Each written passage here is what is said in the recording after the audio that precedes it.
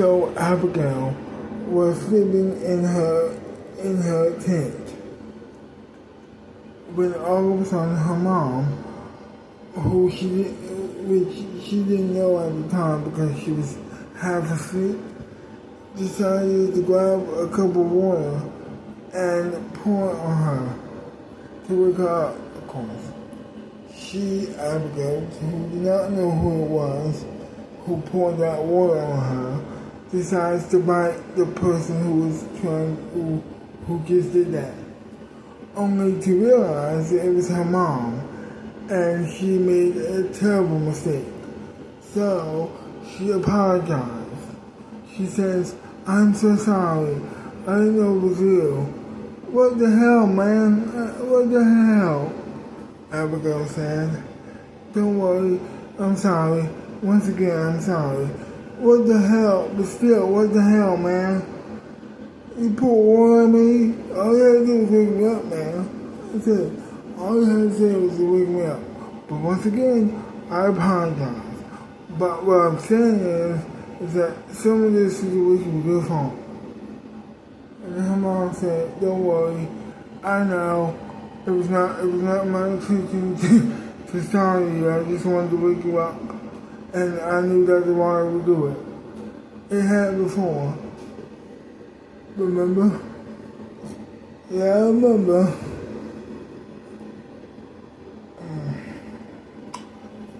All too well, apparently. Well, I apologize. Don't worry. I'm sorry too for biting you. Once again, you know who I was. It was dark. It's dark. So I don't blame you for mistaking me for an intruder. Don't worry about that. Thanks, Mom. I appreciate that. And I'm sorry too, Abigail. I know. And then they laughed. After that, she gets out of the tent. And then after that, they go to the car. They go to the trunk of the car, and she says, "What are we doing today?" "Well, do you want to go fishing?"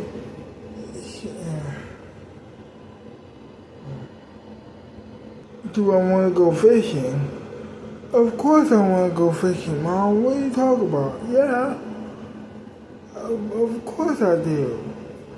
"Well, help me out here." So she opens up the trunk, and then she grabs some fishing poles, or two. Well, actually, she grabbed two. Actually, she grabs two fishing poles. She hands one. She grabs one, hands the other to Abigail, and then she grabs the frozen cans and says, "We're going to the lake. It's only a couple minutes, so we'll make it back and we'll make it to the lake and then make it back so we don't have to drive. The lake is only a couple minutes away, so we can just walk there," she says to Abigail. "Well, that's great. Well, that's amazing, actually." After that, they begin walking to the lake. So now, before we continue the video, I would love to welcome you to part 60. Sorry about that. I would love to welcome you to part 66 of the Abigail and Margaret Film School. Let us continue. So they sit down in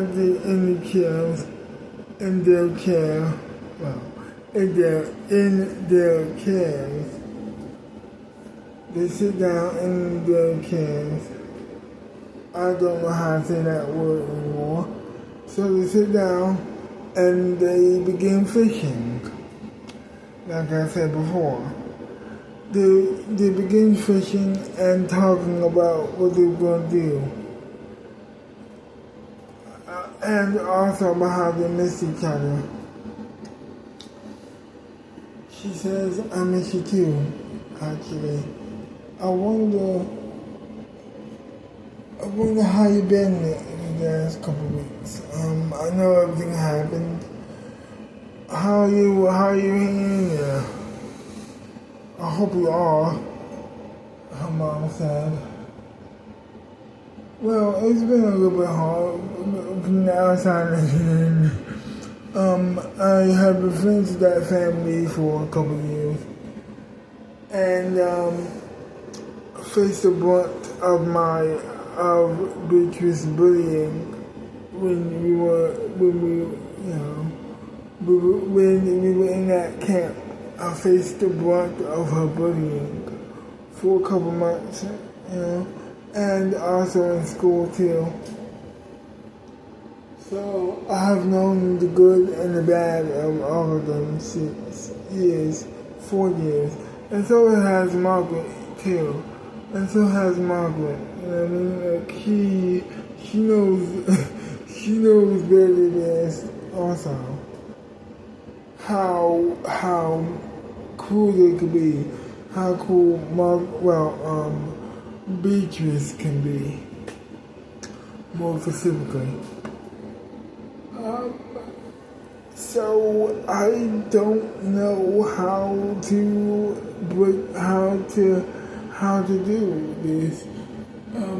I very much hope that my lawyer friend can get Joey out of this situation that she has found herself in with no fault of her own, by the way.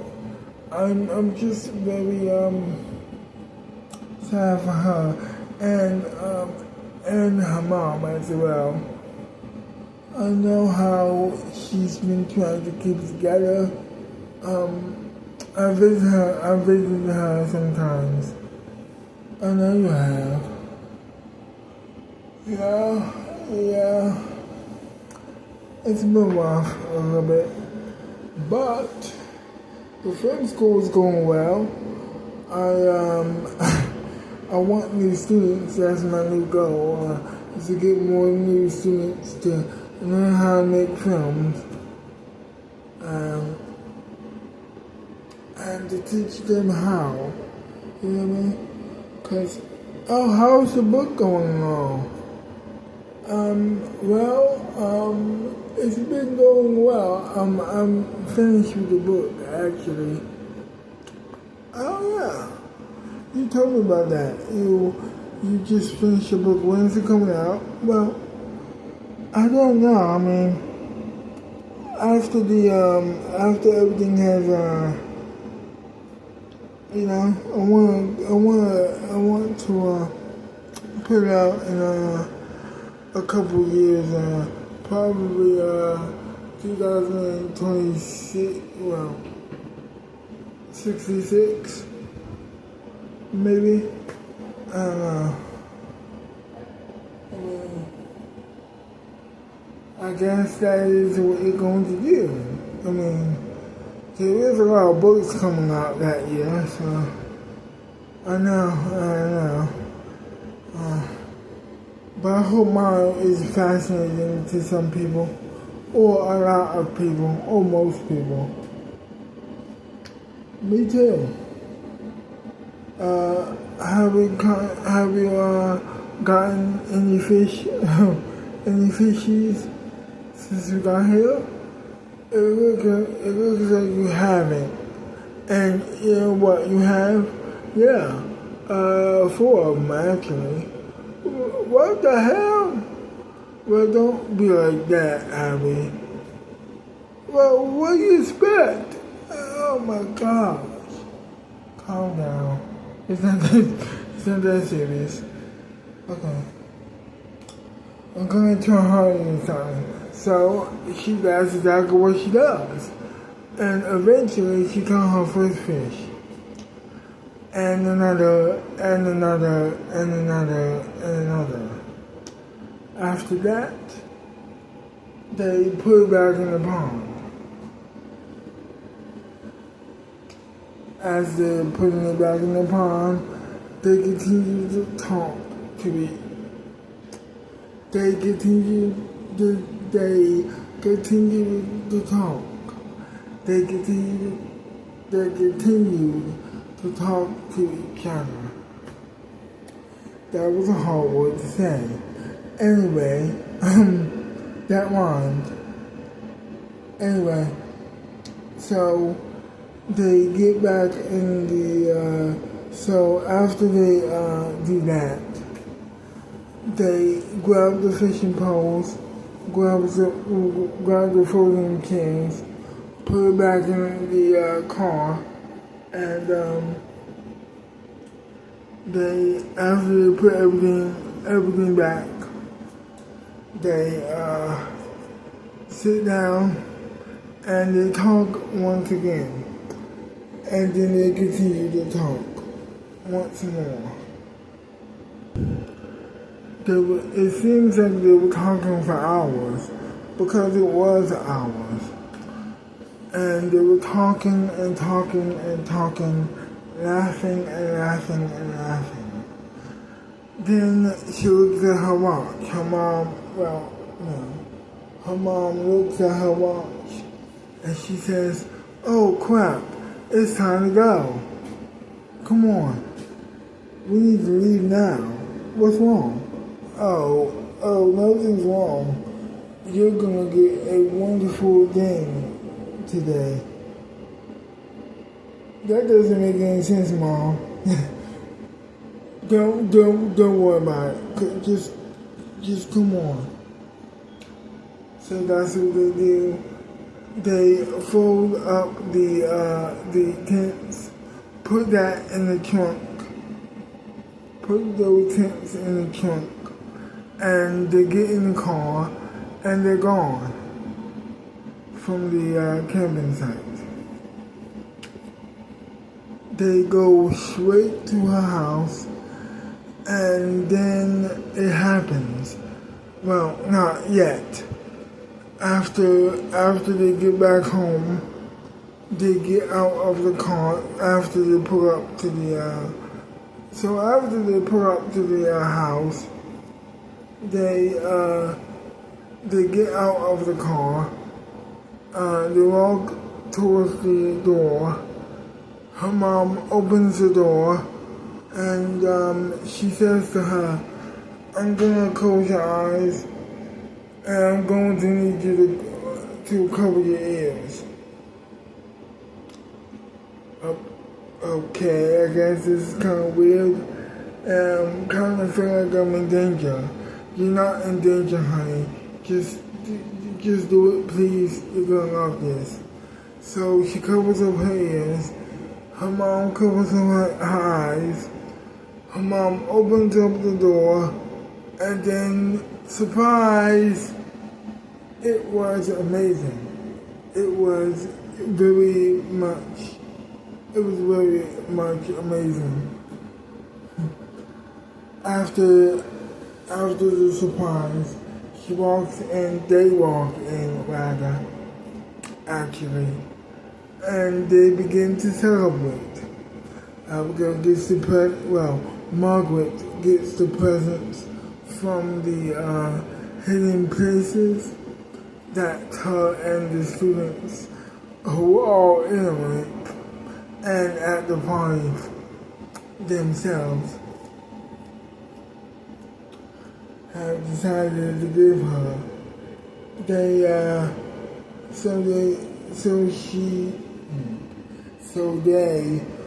decide to give her presents now, one by one, and just decide, and she opens it up.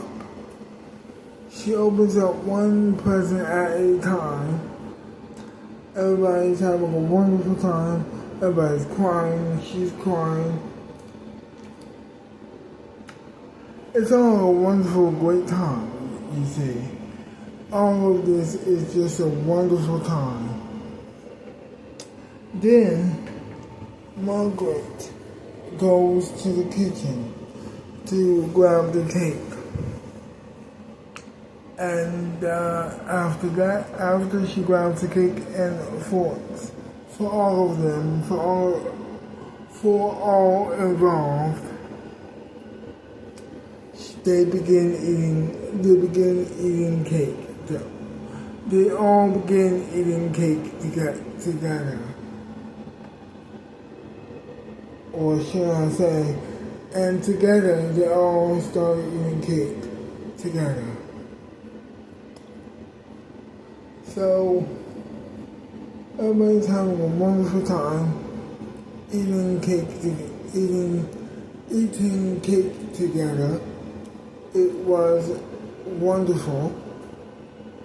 After that, they were all tired. So she had a wonderful idea. Margaret had a wonderful idea to just let them stay the night, to let Susan, Tracy, and of course Peter spend the night at Abigail and Margaret's house, which they agreed to. After that, they just lay down on the couch whilst the couple went to bed by themselves, or went to the bedroom. So as they're walking towards the bedroom door, she says, "Thank you." Of course, Margaret said, "Don't mention it. It was a pleasure to do this for you. I really enjoyed it very much." "Well, I'm glad you did." And they kissed. After that, Abigail decided to get dressed in her pajamas so they could go to sleep, which is exactly what she does. She gets in her pajamas, gets under the covers, then they turn off the lights, and they, of course, went directly to sleep. And that was it. As they were sleeping, Abigail hears the phone ring. Very quietly, she gets out of the bed. She goes to the phone room very quietly because she knows that people are sleeping. And she goes to the phone room, opens up the door, and picks up the phone. She picks up the phone and she hears a very familiar voice. "Happy birthday, Abigail." "Who is this?" "It's me, Beatrice." "I thought you were dead," Abigail said. Well, a little friend brought me back to life. I'll be seeing you very soon." And she hangs up. And then Abigail makes another phone call to, of course, Barbara. She's alive. What do you mean? Who's alive? "Your daughter, Beatrice, is alive." "No, she's not." "Yes, she is.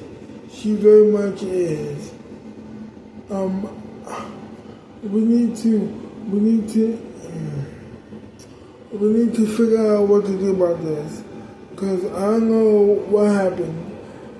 What in the hell's going on? That's what I'm trying to figure out." Okay. I am way too tired for this shit. I'm going to call you back later, Abigail said. She hangs up the phone. She leaves the room, goes back to the bedroom very quietly, and she goes right back to sleep. And that was it. To be continued.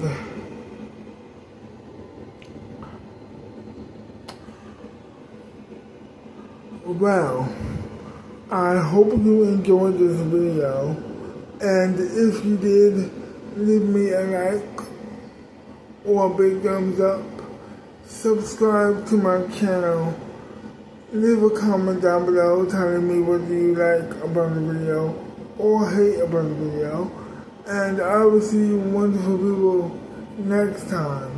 Bye bye for now.